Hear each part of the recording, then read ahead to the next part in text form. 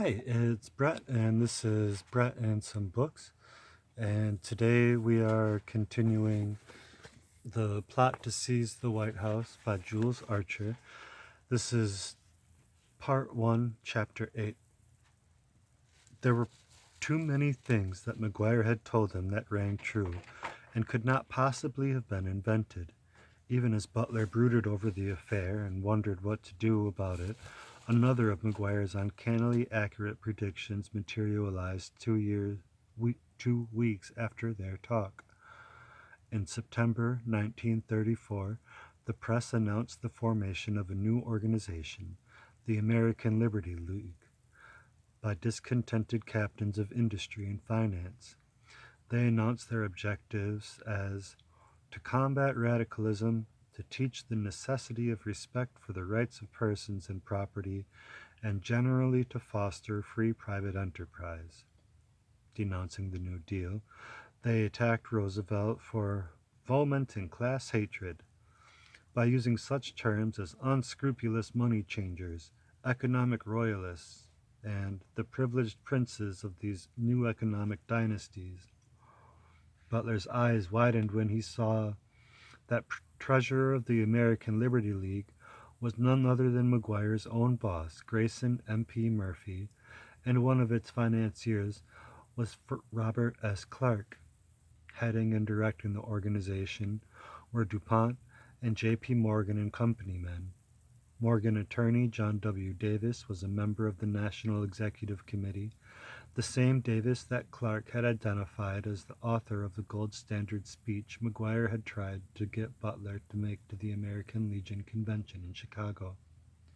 Heavy contributors to the American Liberty League included the Pitcairn family of Pittsburgh Plate Glass, Andrew W. Mellon Associates, Rockefeller Associates, E. F. Hutton Associates, William S. Knutson, General Motors, and the Pugh family, Sun Oil Associates. J. Howard Pugh, longtime friend and supporter of Robert Welch, who later founded the John Birch Society, was a generous patron, along with other members of the Pugh family, of extremist right-wing causes. Other directors of the League included Al Smith and John J. Raskeb. The two organizations affiliated with League were openly fascist and anti-labor. One was the Sentinels of the Republic, financed chiefly by the Pitcairn family and the J. Howard Pugh. Its members labeled the New Deal, quote, Jewish communism, end quote, and insisted, quote, the old line of Americans of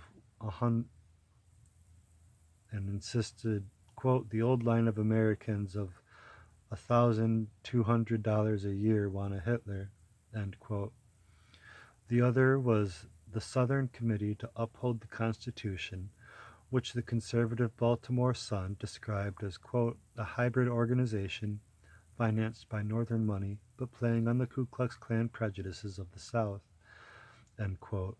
Its sponsor, John H. Kirby, collaborated in anti-Semitic drives against the New Deal with Reverend Gerald L. K. Smith, leader of the 1st Silver Shirt Squad of American stormtroopers. Quote, the brood of anti-New Deal organizations spawned by the Liberty League, end quote, the New York Post subsequently charged, quote, are in turn spawning fascism, end quote.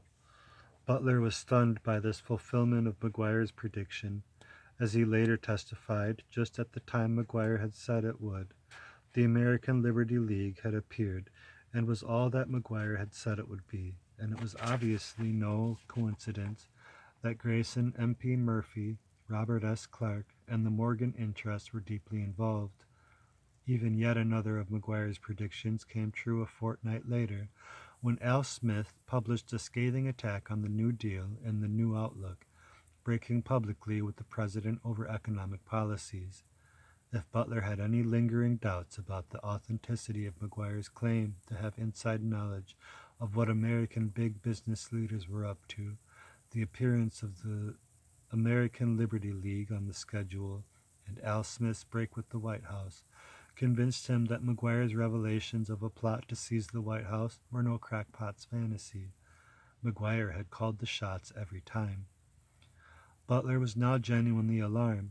For the first time it dawned upon him that if the American Liberty League was, indeed, the superorganization behind the plot that it seemed to be, the country's freedom was in genuine peril. Such money and power as the men behind the League possessed could easily mobilize a thinly disguised fascist army from the ranks of jobless, embittered veterans and do what Mussolini had done in Italy with the financial support of the Italian plutocracy. Getting in touch with Van Zandt, Butler told the VFW commander that he had been approached to lead a coup as the head of the Veterans Army. He warned that the conspirators intended to try to involve Van Zandt too at the VFW convention in Louisville. Thanking him for the warning, Van Zandt assured Butler that he would have nothing to do with the plotters. Butler was tempted to leave for Washington immediately to warn the president or his advisers. He now knew enough to expose the whole plot, but he was pragmatist enough to realize that on his unsupported word, without the slightest shred of evidence, he was likely to be greeted with polite skepticism, if not ridicule. Heads would shake. Poor Smedley Butler. How sad, a fine, brave Marine general like that, losing touch with reality. Too many campaigns, too many tropical fevers. At best, they might believe that McGuire had, indeed, told them all those fantastic things, but then McGuire obviously had to be some kind of psychotic nut, and Butler would have to be an idiot to have taken him seriously, to have believed that many of the nation's greatest leaders of the business and financial world would get involved in a conspiracy to depose the president and take over the White House. George McGuire, of course, would deny everything. So would Robert S. Clark. So would everyone connected with the American Liberty League. If this was, indeed, the superorganization McGuire had revealed was behind the plot, the enemies Butler had made among the military brass during his colorful career would help the press ridicule his revelation.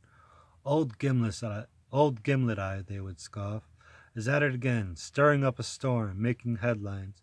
Worst publicity hound that ever wore a uniform.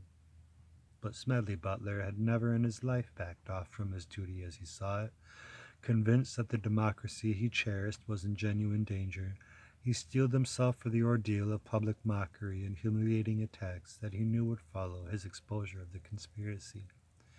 He was enough of an expert tactician, however, to know that he couldn't win his battle without supporting troops. He would need corroborative testimony by someone whose word, when combined with his own, would have to be respected and force a full-scale investigation. Butler confided in Tom O'Neill, city editor of the Philadelphia Record. Observing that the whole affair smacked of outright treason to him, he asked O'Neill to assign his star reporter to dig into the story. O'Neill agreed, and reporter Paul Comley French, whose news features also appeared in the New York Post, was instructed to seek confirmation of the plot. Butler knew and respected French, who had done an intelligent and honest job of covering his fight against crime and corruption in Philadelphia 10 years earlier. French set about determining whether McGuire and his group were operating some kind of racket to extort money out of the rich by selling them political gold bricks, or whether a cabal of rich men, enraged by the president and his policies, was putting up big money to overthrow FDR with a putsch. In the view of the powerful people that the general had named in connection with the plot, French knew that his assignment was a keg of dynamite. Even if he could somehow confirm the existence of the plot and identify the conspirators, he and the general were bound to meet with incredulity when they sought to expose the blueprint for treason and the traitors. Much would depend upon establishing and documenting the credibility of Smedley Butler, the chief witness. If the general's career showed him to be given to gross exaggeration or chronic lying, or to be an officer of dubious character whose word could not be trusted, then his sworn testimony against those he charged with treason would be held worthless. If, on the other hand, an examination of his life and career proved that he was a man of incorruptible character, integrity, and patriotism, then his testimony would have to be given the gravest consideration, especially when supported and corroborated by the findings of French's investigation. Whatever the outcome, the reporter knew that the denouement would be a stormy one. To Butler's enemies, he was a highly controversial, unorthodox fighting man whose irrepressible temper and tongue kept him in the headlines. To his friends, he was a patriotic war hero with strong convictions about democracy and a deserved reputation for bluntly speaking out the truth regardless of consequences. What kind of man, actually, was the Marine general who was accusing many of America's leading financiers and industrialists of seeking him as the indispensable man for their fascist plot to seize the White House? And that is the end of part 1.